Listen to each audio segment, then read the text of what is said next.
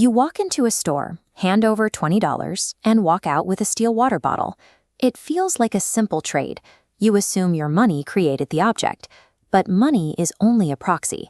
If we freeze time and rip this object apart, you see that generating a basic consumer product requires a massive collision of physical earth, human ingenuity, and calculated risk.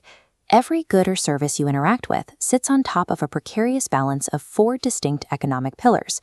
If even one of those pillars gives out, the entire assembly line grinds to a halt.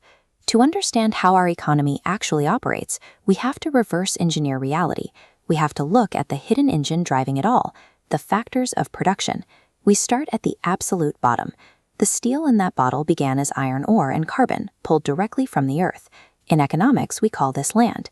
It covers all natural resources, from soil and water to the minerals buried deep underground.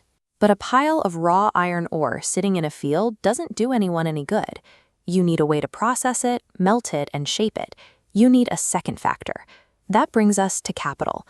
While people often think of capital as just cash, in production it means the durable assets, the heavy machinery, the sprawling factories, and the infrastructure built specifically to manipulate raw materials at a massive scale. We now have the physical substance and the heavy tools to mold it. Yet the factory floor remains entirely silent without someone there to flip the switch. The third factor is labor, the actual physical and mental effort humans exert to operate the machinery and handle the materials.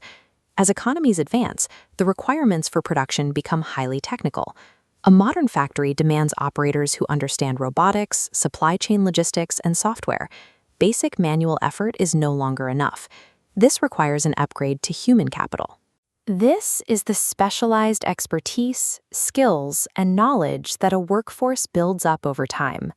It relies heavily on strong healthcare to keep workers physically capable and quality education to train their minds.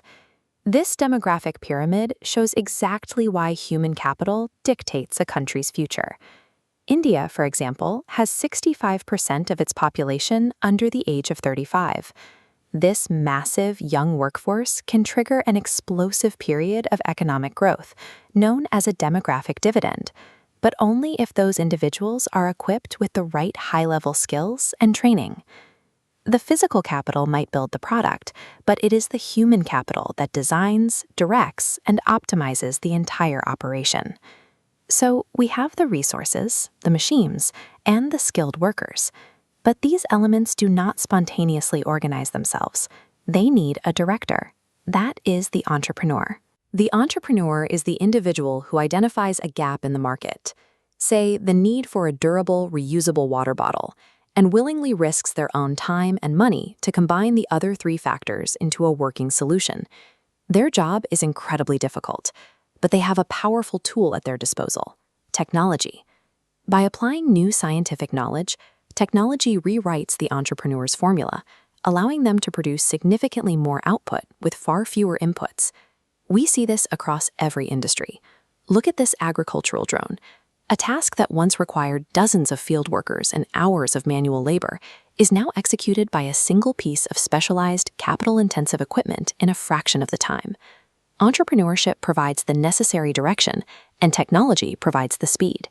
Together, they take raw earth and turn it into scalable solutions for society.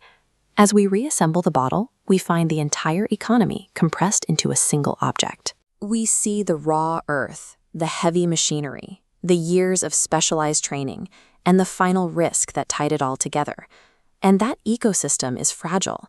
If a mine overseas shuts down, or a cargo ship gets delayed, or a specialized software engineer is unavailable, the entire production network freezes.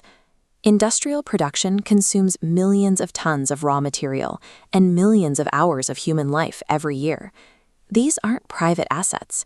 They are drawn from a shared societal and environmental foundation.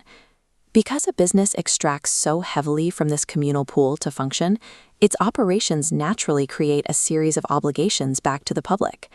We manage this through fair compensation, workplace safety rights, and corporate social responsibility. These are the necessary maintenance costs for the human and natural systems that make production possible in the first place. The next time you check a price tag, realize you are participating in a global network of land, technology, and human brilliance. That bottle is proof of what we can achieve when these factors align, and a reminder to use that massive engine with care.